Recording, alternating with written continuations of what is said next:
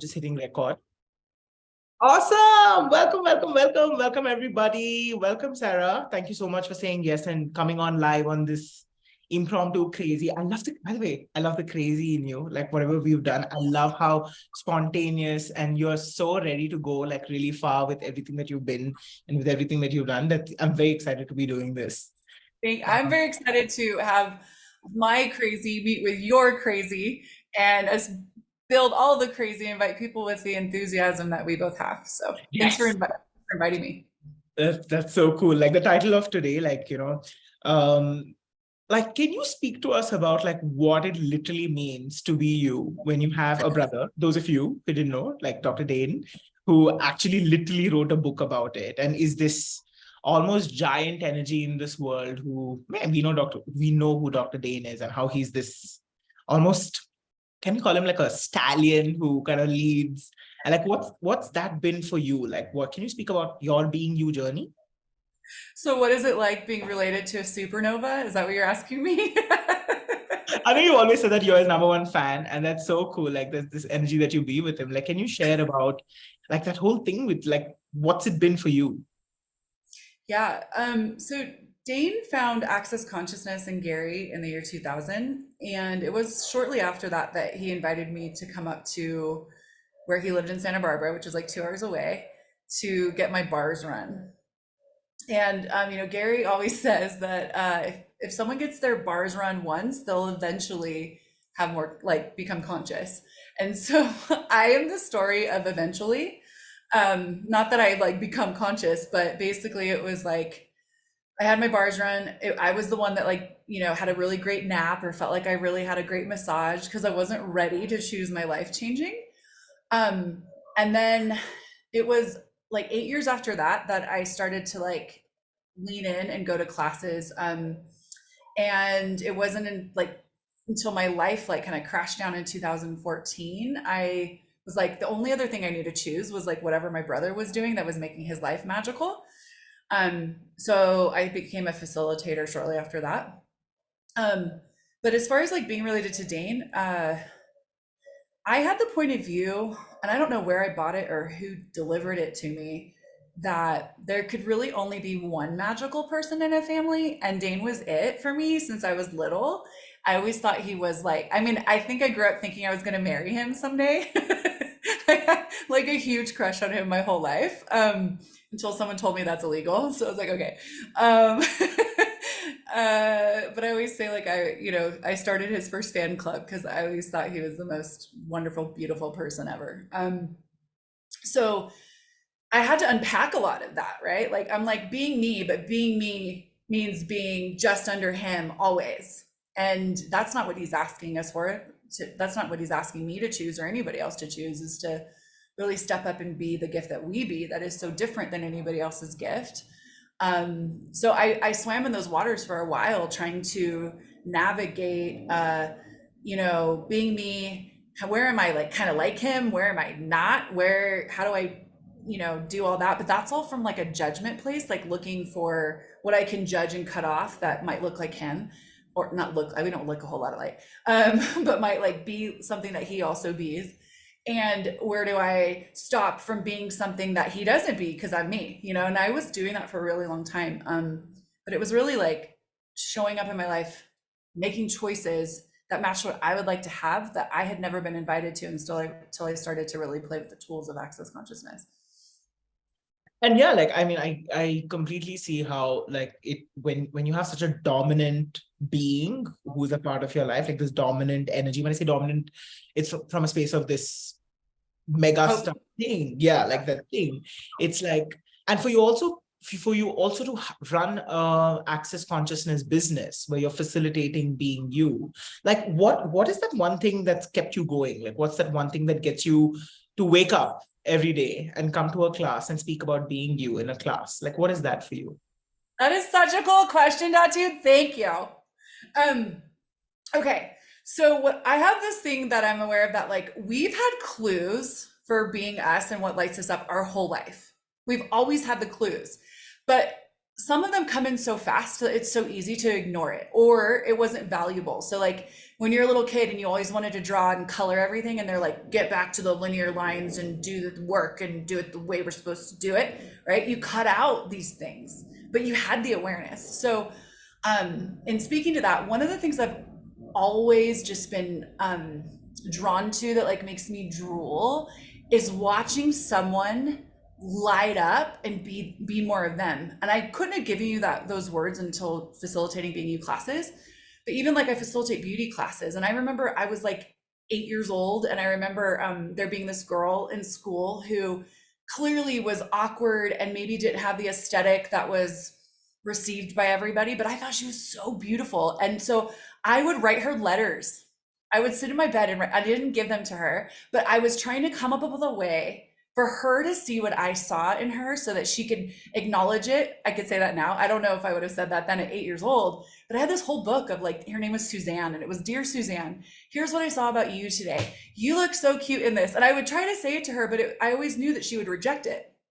But somewhere I needed to get it out, because I was always like looking from a different place. And Dane in a class had acknowledged, he's like, hey, you see beauty in places that other people won't see beauty. And I was like, I do? But then I remembered back when I was 8 years old that I did, right? So then I became a hairstylist. Well, what do we do? You know, it's, to me, for the way I approach hairstyling is to light the being up. Like, what excites you that doesn't have to match what the world is telling you beauty looks like. There's another clue, right? So then when I start doing access consciousness classes, I did this thing where I was like, oh my God, I have to be a facilitator like everybody else. And a lot of us do that. We're like, oh, this is how Gary facilitates. That's how Dane facilitates. That's how Simone facilitates. That's the right way to facilitate. Is where we're taught everywhere else is like, watch your coach do it first if you're playing on a sport, and then do it like your coach. Okay. Go anywhere. Like you go to church and they're like, here's the book of how you should do it. So do it like us, you know? So there I was facilitating, trying to be like someone else. And I just wasn't like hitting my groove. I wasn't having the fun that I know I can have when I'm being me, but I didn't have those words. And then I became a BU certified facilitator. And the first couple of those classes were fucking terrifying, because you can't avoid being when you're facilitating them. You can't, like, it's just, it's impossible. So a lot of people like avoid that specialty for that reason.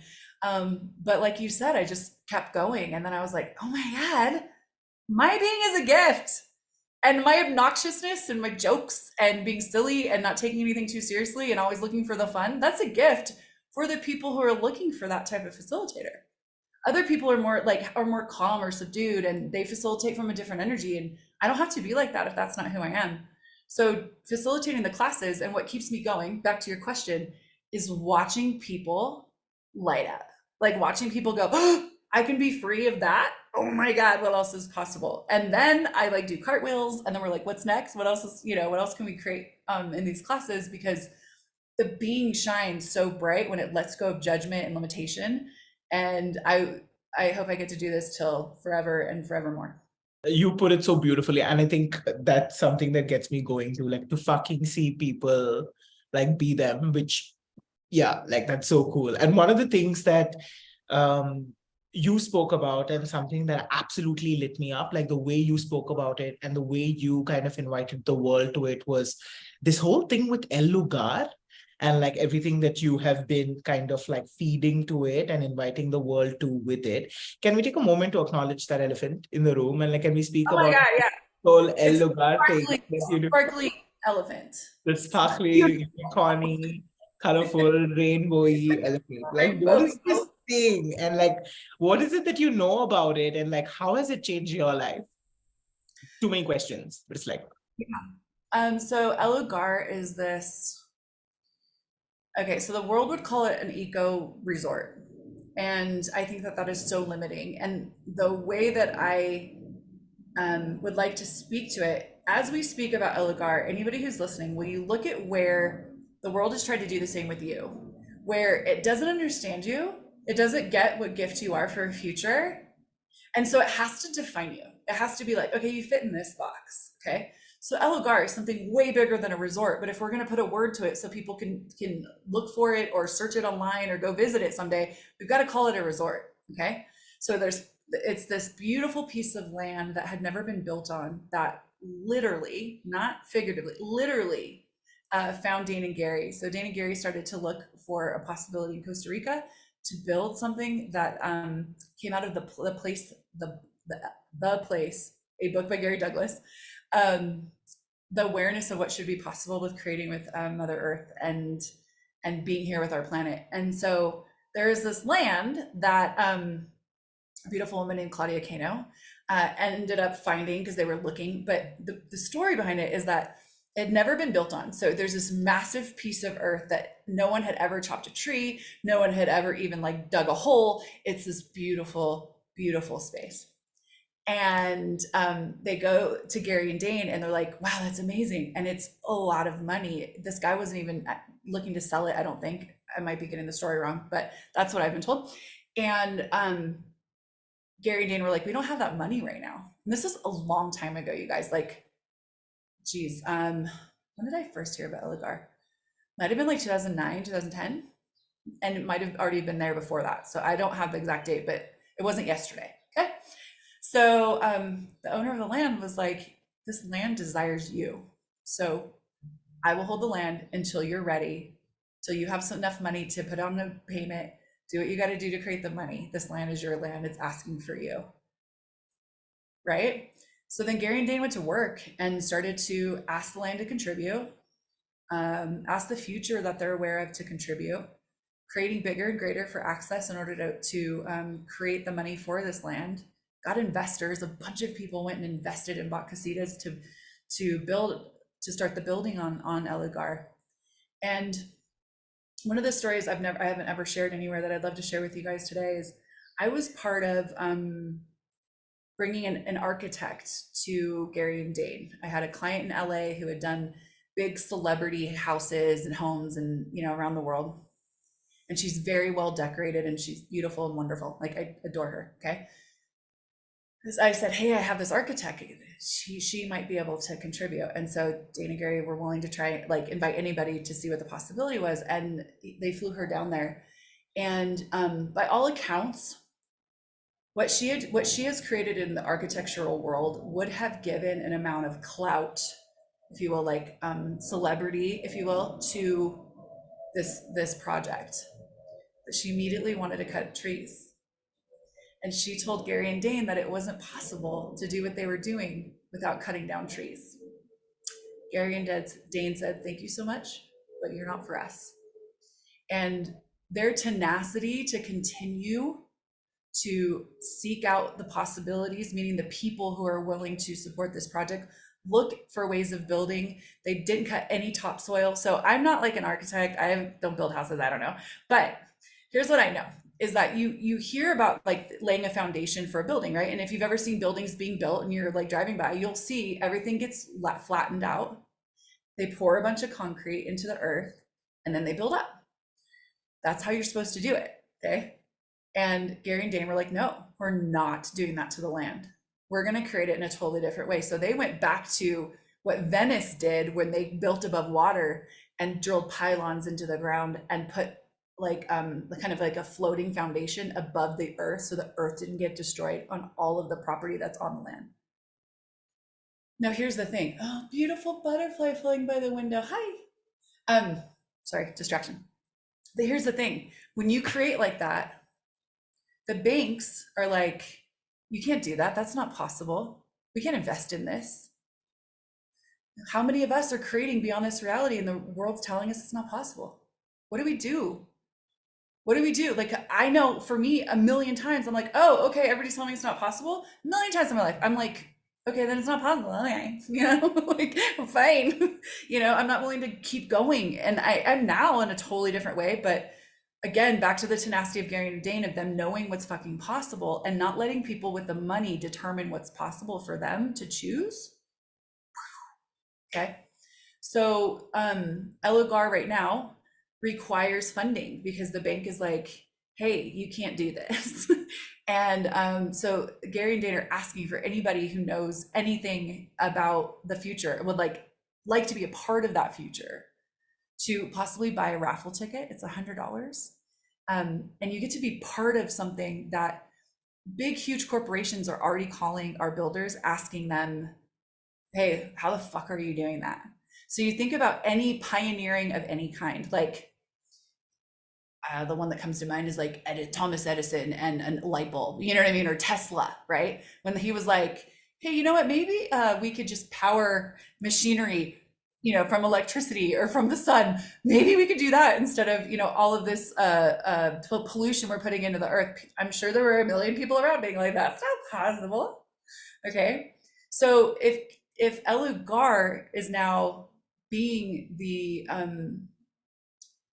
like forging the new possibility where Earth gets to live in a different way, Earth gets to contribute in a different way. People will now know what it's like to not do it the same way that you've always done it. And I mean big corporations, big ones that we've all heard of, okay, are already reaching out and being like, hey, what are you doing there that's different? I want to be a part of that. So my invitation is to anybody listening, if that's flow your energy, flow your ask, what else is possible? That is a huge gift. If you'd like to buy a raffle ticket and possibly win a $350,000 casita and shares in a lugar for $100, you're welcome to do that. You can buy multiple tickets if you'd like. But to share in that future possibility from these two men who just never give up, never fucking give up. And to me, also, that investment is in me knowing that I don't ever have to give up. So me putting $100 on that, I don't ever have to give up. That's an investment in me as well. It was a very long answer, and I'm sorry. I just get excited. That was so cool. Like there was so much information, and I'm a super information geek. Like I love information. It turns me on. Like it was so cool. Like, all the story, like with everything that you shared, and that whole thing of like even with my journey with access, and like these two white guys who are so freaking generous, and like everyone else, I had a lot of doubt about it. I was like, what the fuck do they want in return? Like, is there something that they need? Like, is like, are they gonna ask me for my blood or whatever at the end of it? Like, there was that thing. But then again, with time and with every single choice that I've made to work with, for, as, with access, like one of the things I've received is that freaking generosity and their willingness to contribute. And I'd like to acknowledge this offering that you made, Sarah. Like I was always aware of this something very different. El Lugar was one thing which I probably hadn't looked at the way I do now, like thanks to you and your contribution and the last 15 days, 1 month that we worked together. That book was something which kind of landed very differently in my world about 8 months or a year ago. Like it was something which like I probably received for the first time. And ever since I kind of allowed myself to receive from that. El Lugar, the place, I've never been to Costa Rica, not yet. There's something about that space, and there's something about like what it is and what it's going to be, what it is being created as, that kind of tickles me. And you made it possible for me to kind of start receiving from it. And I'd like to kind of also, like, can we take a moment to look at that thing that you've been generous enough to kind of make an offering with the El Lugar ticket, and how that feeds into the 1 day being you class that you are offering on the 29th of April this month. Can we speak a little bit about what that class is, and how does one, like, can you speak about the connection, and how can people get like a raffle ticket, and what does that do? What is it that you're offering to people, please? Yes. So let me start back with my relationship with Elugar. I've been there. I have a horse in Costa Rica, and I've gotten to ride him on that land. And it's like I say that, and even as the words come out of my mouth, I'm like, it was just like seems a minute ago that me saying I have a horse and I've been to Costa Rica. Like, whose life is that? Like, I'm the mother of four, wife of a million years, business owner in LA that never gets to travel because I have to like make sure everything is perfect and correct in my kids' world. That's who I was. And I was also living paycheck to paycheck. Sometimes wondering how I was going to feed my kids. There were moments in my life where I didn't know if I mean, from the outside looking in, I lived in LA, I had a nice house, I had this great husband and these beautiful children, and we all looked a thing. But my business in LA, like while we turned out a lot, the rent and all the overhead and all the stuff, like it wasn't like thriving. I wasn't making a huge living or anything, but I liked the image of it. I'm not going to lie to you. You know, I like the image of it. Now I say all this because my point of view about Elogar is, who am I to ever contribute to that? Like it seemed so far away from me when it first came up as well. It seemed, even my brother owning part of it still seemed really far away. Like he's the magical one. He's the one that can create with the money. I'm the poor one who can barely like rub two pennies together. So when Elogar came, where they were going to start like raising money for it, they created this team of people to create on it. And my point of view of why I was invited to create there was not because I was magical, not because I was, you know, creative in any way. It was because I was Dean's sister. This like limiting thing that I had in my head. They're just being nice to me because I'm Dean's sister. They don't actually want me here. So I was added to this team, and it was like 2 months of being on these meetings for creation that I just had decided and concluded that I wasn't a contribution, and I asked to be taken off. I'm only sharing that today because India is a lot farther from Elogar than I am geographically. And I'm Dean's sister, and I still felt really far away from it. Okay. Because it was beyond my scope of possibility. Like I couldn't tap into that. And so I don't regret the choice of asking to be taken off, because if you can't tap into a creation, it's kind of silly for you to be there. Like, if you know, that's my point of view, right?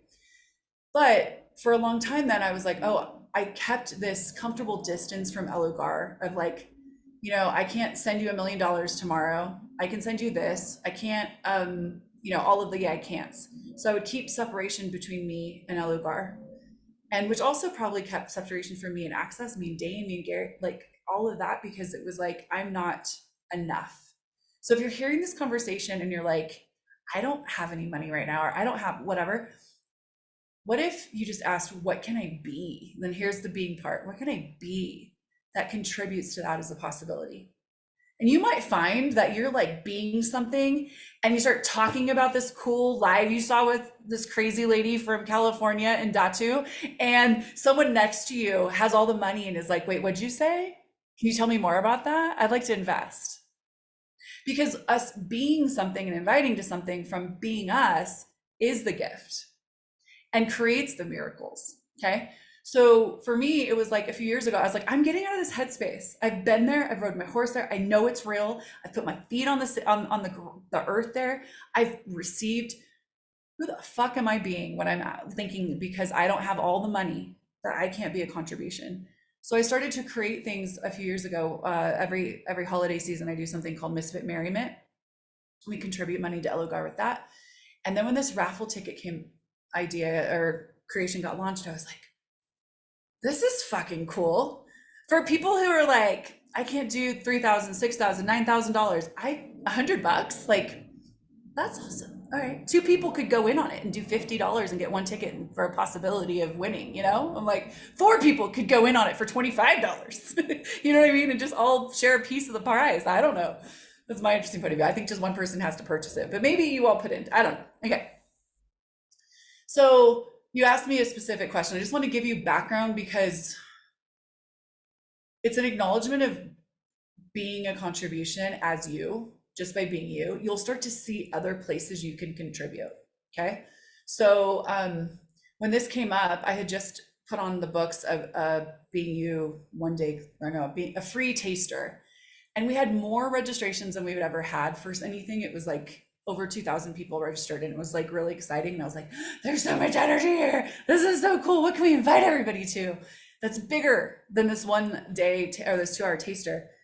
So we've chosen, drum roll, if you purchase a $100 ticket for Elogar, raffle ticket, you go to my site and you fill in the form at sarahgrandinetti.com/doors. Fill in the form, say, hey, Sarah, I bought my raffle ticket.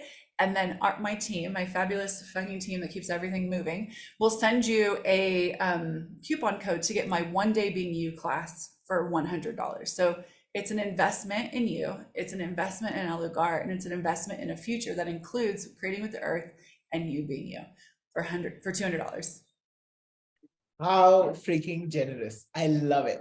I just love it. I love it. I love it. I love it. And I got my raffle ticket, and like not to make it very linear about um like what it did, like as a reaction, or like what it immediately did, but actually did make a lot of more money than what I was expecting to make, or like what my projections were. And how does it freaking get? Like I've been on this creative role, like wave, whatever that is, and like I'm on this high, and there's this thing that it did. Like the thing is, even as I say, it feels like, I'm trying to make it very like I did this and that is what led to this. But I'd also like to acknowledge how it just created so much for my life. Like, getting that one raffle ticket, which is like freaking amazing. So yay, thank you so much. I'm looking forward for that class with you on the 29th of April, the 1 day being you class. It's a full day class. It's not like an intro or a taster or whatever that is. It's a one full day with you. And I'm so excited. Is there anything else you'd like to speak about? Is there anything else you'd like to speak to the people who are watching you from India at least? And I'm sure I have other Facebook friends too. And Hi, India. It's been a long time. I've been there. I haven't been in a long time, but maybe it's time to come back. yeah, Hmm, now's the uh, time. I really loved it there. It was really beautiful. Okay. What would I like to say? What would it look like today to ask the universe to show you the miracle you be? Like, because Elogart is a miracle. Like the fact that it's there getting created through all of the noise of this reality, and Gary and Dane are willing to know that they're the miracle as well. Choke up. What if we got to tap into that today? Like, what if right now you're hearing this live at any point in time or in the future or whatever, if you're like, wow, what miracle am I that I've never acknowledged? And you guys, a miracle is not, I think we've all been taught that like is making the blind man see, and that's a miracle, yes. But what if that's also kind of an analogy? Making the blind man see can be offering a question to somebody where they had total blindness in their world and they suddenly see a different possibility. Making the blind man see is also where someone sees themselves as limited or less, and you just be there, be a space, and don't judge them, and they see themselves as greater than they used to, moment to moment. Miracles are not what we think they are. They happen way more often than we've been taught is possible. And so if you start to ask for the awareness, you'll see where your very being creates a space for others to show up and be, when you're willing to just get out of judgment of you and invite to possibilities, ask questions, and play with the magic of the universe. That is you. That's not separate from you. It is you. And the more you know that, which is what we'll discover in the class, the more you're willing to know that, the more magical your life becomes. The more doors to possibilities is the name of the class. You'll start to see, like, you thought the walls were like blank walls, like I have this blank wall. You start to be you, and all of a sudden there's a handle there. You just pull it, and you're like, what the fuck? That's waiting for me? Yeah, it is. It's waiting for you, only you. There are doors that are only meant for you to open and to create with. So, and if now's not the time, fuck, cool, now's not the time. But maybe put a pin in it and go, you know what, when it is the time, universe, tell me. When it's time to take a Being You class, universe, tell me. If I'm not the facilitator, maybe there's another facilitator that's for you to take a Being You class. If now's not the time for a class, get the fucking Being You Changing the World book. I use the word fuck there, but that's okay because I'm being me. Yeah, and just explore, because being in question and choice and possibilities is like something that we're not taught, that we should have been taught at birth. So that's my sign off. It's very long, but I'm grateful for your space and your willingness to let me just chatter. I adore you. I love it. Like there were a few things you said which I'm itching to ask you, but probably for the class, because we don't want to start the class right now, Sarah. I mean, Oh my like, God, ask me. If you're itching, ask me now. like the thing you spoke about, the whole thing of like there are some doors that are there for you to open, which is so cool. Like I'm really interested to know more about it. And 29th of April, Yeah, is that what we're doing? Cool. live and online. Come ask all your questions, and you get this like fat manual. The Yeah. cool thing about the Being You program is there's one manual for the 1 day class and the 2.5 day class. So if you have more space, like I'm doing one the end of May of 2.5 day, you get to have the manual and you get to have your facilitator for longer, but your manual's the same. So you'll get your Wow. this fucking manual you should have been given at birth. with all the tools out of the Being You Changing the World book. It's like a pretty thick guy, and you get to just have it with you. And you know, this class, the last time I did a 1-day class, I think we charged like $750. So you get the manual, you get 8 hours, you get to invest in a Ligar, and you get to be you for $200. Like, what? How does it get better? So I'm excited. And yeah. And if it's not for you and you know it is for someone else, Yeah. invite, if you wouldn't mind, or at least invite them to the raffle. And if you are excited, if you're listening to this and you're like, more of Datu and Sarah, please. That's what I'm asking. I already told Datu, I was like, can I keep you?